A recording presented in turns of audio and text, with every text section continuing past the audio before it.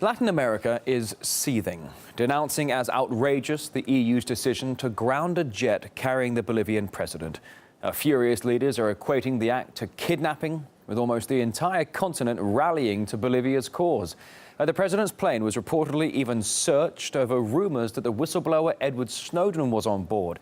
Let's get details now across live to RT's Alexei Rashevsky. More on this. Hello to you, Alexei. It's not looking pretty for any European envoys if they want to visit Latin America at the moment, eh?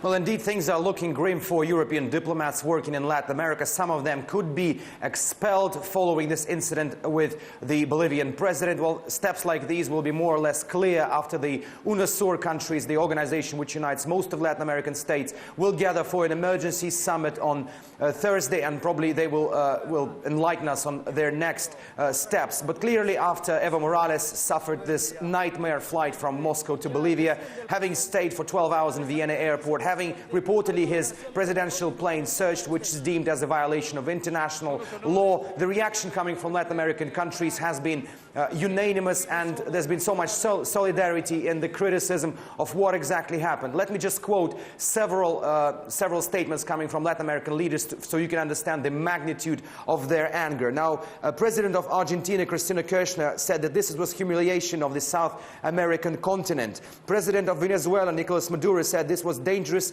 disproportionate and unacceptable aggression. A joint statement coming from the Colombian government described this airspace denial as an act of aggression. And last but not least, EU's airspace denial was deemed fascist by the Venezuelan foreign minister. Clearly, the most offended side in this incident was the Bolivian authorities, who have in fact compared this incident to an attempt of kidnapping of the Bolivian president. Let's listen to what some of the Bolivian diplomats had to say on this matter. I think this is an unprecedented situation. This goes against international conventions and treaties. This goes against international law and all the rules that have been established over a long period of time. This shows disrespect for other countries' independence. The countries involved in hijacking President Morales' plane are making a mistake. They think that others steal, attack, invade territories, wage wars, impose embargoes and go back on their own word, just like they do. The current policy of the USA and their allies in NATO aims at ensuring their own security at the expense of somebody else's. So a lion's share of criticism coming from Latin America is directed towards the United States, who reportedly have had a hand in this incident. In fact, the United States never made secret. They contacted the European countries on Snowden's possible passing through their territory. The U.S. spokesperson of the U.S. State Department said that these contacts were in fact made. So this is one of the reasons why the Latin Americans have been angry towards the United States. But also Europe has received its portion of the stick as well.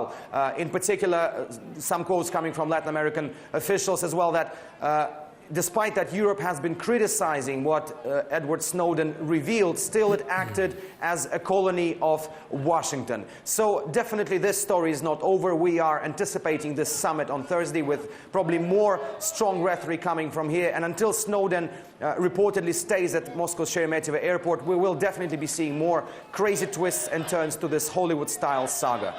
Yeah, I think it's far from over, Alexei. All right, good to hear that. RT's Alexei Rashevsky, thank you. Well, the United States has admitted it contacted a wide range of nations, imparting on them the dangers of allowing Edward Snowden to pass through. Eva Gollinger, an attorney and author, says the EU's actions show clearly where its priorities lay. Despite the fact that the United States basically is demeaning those European nations and violating their own rights and treating them as second-class citizens, at the same time, they do share these collective military and economic interests. And so I think that a lot of the response, mainly from some of these European countries' heads of states, condemning these actions of the United States and calling for further investigation was mainly merely to satisfy their constituents and their people. And it's not something that they're really going to follow up. We see that played out in the case of Evo Morales' airplane. I mean, these same European countries that were just criticizing the United States for this espionage program, they were willing to act on U.S. instructions to violate the rights of this Latin American leader. So I think we see clearly there that this double standard and hypocrisy in what is being said verbally out of the governments of the European Union and what actually they're doing in reality. And in reality, they're just going along with the U.S. agenda. And Dr. James Boyes, a professor of politics at King's College London, he says the Atlantic Trade Zone talks between the US and EU spell doom for Edward Snowden's quest for asylum.